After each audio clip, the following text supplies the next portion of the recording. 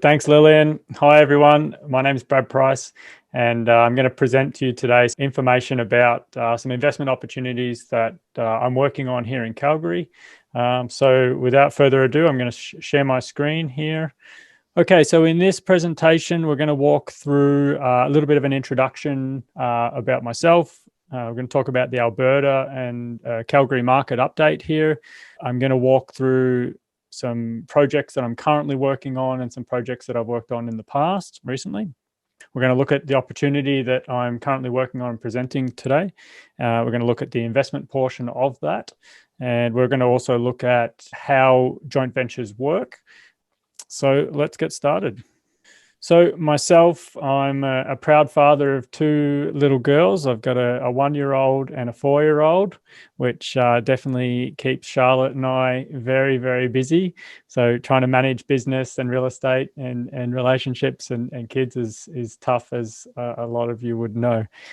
So I am Australian here, living in Canada, in Calgary. So I've been in Canada for approximately 10 years now. I am a full-time real estate investor and entrepreneur. I currently coach and mentor new investors. I'm also the CEO of Commonwealth Home Ownership, which is a real estate investment education company. I'm the president and CEO of Reeves Canada Incorporated, which is a cloud-based bookkeeping company designed specifically for real estate investors. That company will be soft launching here later on this year. I'm also the director of New Tech Property Group, which is a contracting company that does renovation, fix and flip projects in real estate. Let's dive straight into the Alberta market here. We'll try not to spend too much time on this, as I think we can all agree that the real estate market in Canada at the moment is all trending in a similar direction, and that is up. For those of you who maybe aren't based in Alberta, let's take a look at what's happening here in Calgary. So more recently, in the last sort of 4 to 6 months here, we've seen really steady increases in not only sales, but also property price values. And a lot of that can be attributed to a couple of factors. Quite simply, money is cheaper to borrow right now, which is making it easier for people to qualify, and it's also making it more cost effective for people to purchase real estate, meaning that it's cheaper for them to own. Now, the other attribute here is the decrease in listings. So basically, since the start of the pandemic, there's been about a 30% reduction in properties actually coming onto the market, which has really created a supply and demand issue, which is pushing up prices. You know, it's my personal opinion that supply and demand issue won't last. It'll start to plateau and slow down a little bit as people feel more and more comfortable to put their property on the market. When we're at the start of the pandemic, it shut things down. It really stopped people allowing others to come through their home. They were concerned. They didn't want other people to come into their house. They didn't feel it was the right time to put their house on the market due to people being locked down and at home. Now, as the headlines come out that real estate's hot, now they're feeling more comfortable to put their house on the market and hope that they get top dollar for that sale. This is just a little bit of an overall map of Calgary here and just the different regions, the quadrants of Calgary. So the current projects that I'm working on, I have one project that I'm actually working on. It's halfway through construction phase right now in the west side of Calgary. The projects that I'm proposing at the moment are in the south and the southeast. So you can see here the south and southeast have had really steady gains over the last little while here. Properties priced below 600,000 out here in Calgary have seen the supply drop to just over 1 month, which is fantastic. So that is also being reflected in the days on market. So for example, there's a project I'm going to show you in here. We were able to sell it in 2 days of completion. It did not even go onto the market. We sold it privately. So this chart here is related to the inventory once again, but the key takeaway from what I'm trying to show here and identify is really the target price range to sell a property quickly.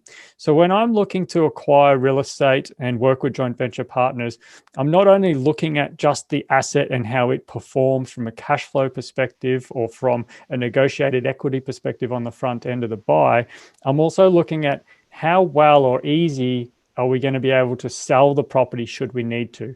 Where does that property fall? What category does that fall into to be able to liquidate the asset? And what type of asset are we going to be trying to liquidate? So for example, when you're looking at the statistics for condominiums in Calgary, very difficult to sell a condominium at this time. And it has been for quite some time. So to me, that's not an asset that I want to focus on, because I don't want to be in a situation where I'm working with my investors and we're unable to sell a property. The best product to sell back to the market is a single family home. And even more so during the pandemic, that's become even more evident. So really the single family home is the best product in the market. And this just shows the price ranges in Calgary that can be sold the quickest. This is a pretty detailed chart here. So these are charts that we get through my company at Commonwealth Home Ownership. They provide us with all the historical data for all the different asset classes. So townhomes, detached condominiums in the south area. So detached homes. We can see since 2015, since the recession started in Alberta, we've seen a decrease in prices.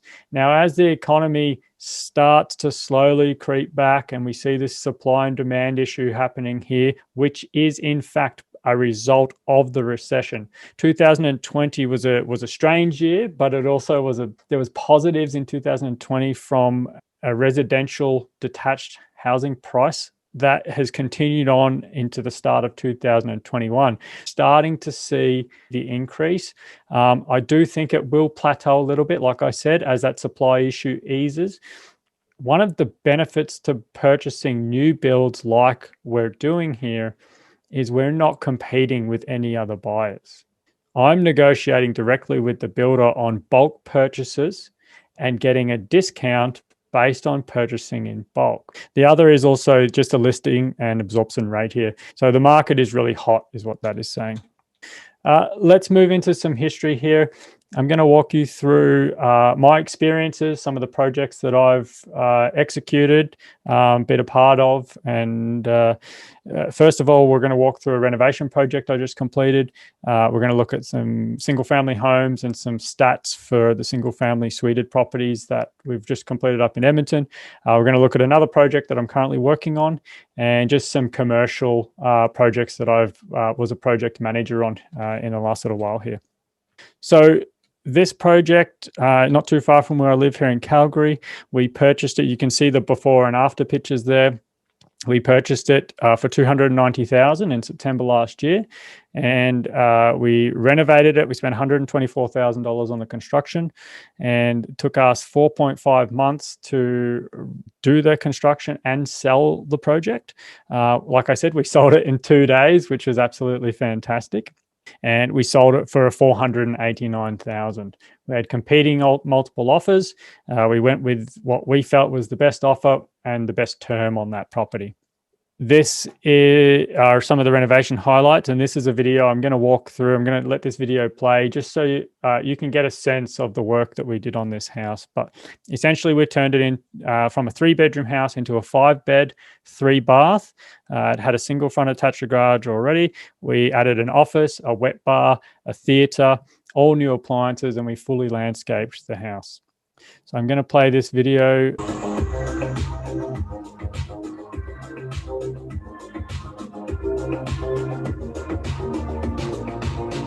This house features custom renovations throughout. You've got your own skylight, built-in fireplace, waterfall edge, quartz countertops in your kitchen. The list goes on and on.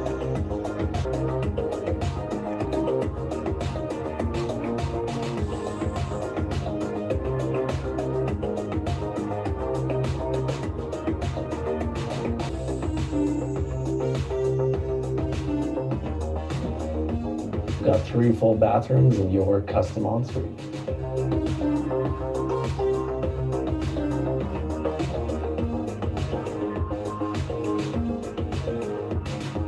For so many of us working from home right now, it's absolutely crucial to have an office. We've got 5 bedrooms here, and we didn't have to sacrifice and still have this fantastic office.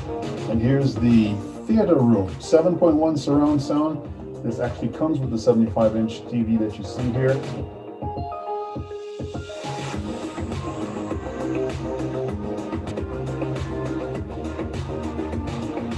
The plumbing has even been masterfully done. All right, well, hopefully you enjoyed this tour of a fabulous renovation here in Cedar Brae. Okay, so thanks for watching, guys. But that was a renovation that we just completed, and we got a fantastic response.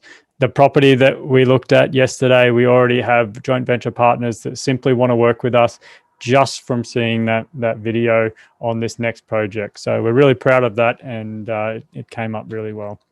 Okay, so on to some single family, purpose-built, high cash flow rental properties. So this is an example of some of the projects that Lily and I have done together up in Edmonton. Some of the benefits to purchasing properties on a personal level with joint venture partners is we're able to leverage using traditional financing. So when you start getting into the commercial route, you're paying mortgage broker fees up front. You're having to access a little more capital, which affects your return on investment numbers. And this way you're able to utilize the lowest down payments possible and get typically the best interest rates around, and also set up readvanceable mortgages. So as that mortgage is paid down, you can access that equity as you need to or as you want to. So just some rough numbers here. All these houses are a little bit different just based on the actual fundamentals, but the purchase prices were between around $550 and $570. The market value of these properties, so the equity we were able to generate on the buy, the market value is around $600 to $650. So we had some really good equity on the buy, between $50,000 and $80,000. Monthly cash flow is around $630 plus, depending. Build duration was approximately 10 to 12 months. The pre-construction phase on this was a couple of months, just working through contract terms, contract negotiations, design, and upgrades. And they were built between 2019 and 2020. And the forecasted annual return on investment is approximately 17% ROI. This project right here is currently under construction here in Calgary, on the west side of Calgary. This is a build that I'm doing here with a custom builder. The purchase price that I was able to negotiate was $2.18 million for this development, and the market value is approximately $2.5 million at this time. The build duration for this is around 12 months. It'll be complete this September, and it is 4 row houses with basement suites in each. The projected total monthly cash flow for this development is roughly around $1,876 a month total. So nice new development here. So you can currently see the stages that we've gone through recently. The photograph on the right-hand side of the framing was taken yesterday. We can see that there was a house on there which we lifted, put on the back of a truck, and shipped that away and sold. The foundation there is quite deep, obviously for the revenue-generating income suites. And the roof framing, we're hoping that will be complete by roughly the end of this month. We can get the property to lock-up stage, and then we can start on the interiors. A little bit of my background as a project manager on commercial construction projects. Like I said, I now am a full-time real estate investor, but most recently, from a salary job perspective, I was a project manager for a large commercial construction company, and working within and managing budgets of in excess of $70 million. Some up to the $100 to $200 million on projects.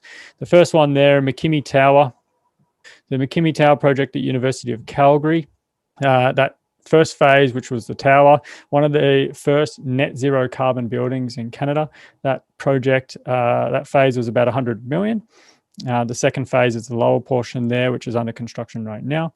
And the Trades and Technology building in Lethbridge College was one of the largest construction projects in Lethbridge, around 70 million there, 71 to be precise. Okay, so let's jump into the projects that I'm working on now and that I'm currently in search of joint venture partners for. So we have two opportunities right now. The first one is Belmont, is a neighborhood called Belmont in southwest Calgary. The second one is in Mahogany in southeast Calgary. And I'm going to walk through these now.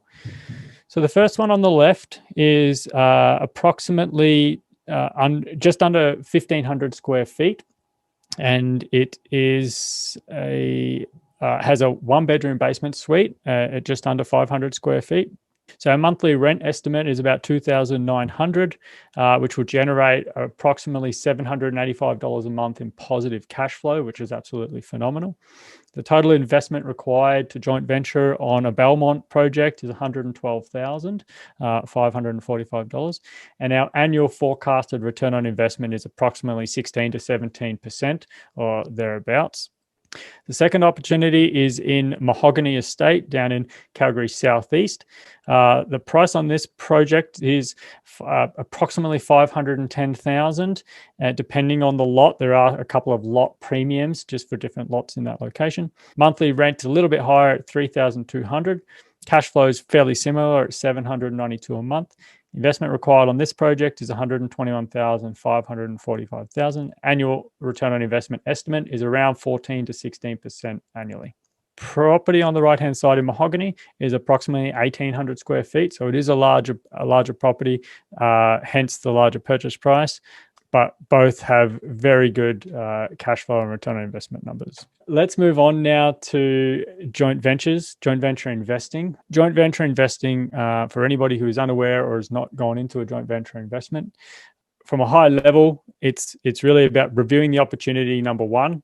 If the opportunity makes sense, then we move through some documentation to formalize the opportunity and the joint venture. Then it's a matter of the joint venture partner funding and financing the deal. And then you're able to sit back and relax. And myself being the investment manager takes care of everything. Structure and responsibilities. So this is very important. So the ownership percentages based on the investment partner investing the capital and applying for the mortgage and financing component. The ownership percentage of the asset and the equity is 55% ownership, and the ownership for the real estate expert is 45%. And the responsibilities are as follows. For the investor, like I said, provide the financial investment, complete the mortgage application, and any independent legal advice. On my side, the real estate expert side, I am responsible to analyze the local economic fundamentals, which is exactly what I've done to come up with those two opportunities in those two locations. Property search and financial viability analysis, that's running the numbers, making sure they fit inside the cash flow zone, they generate the return on investment that we want to achieve for these investments. Coordinating professional team and all parties.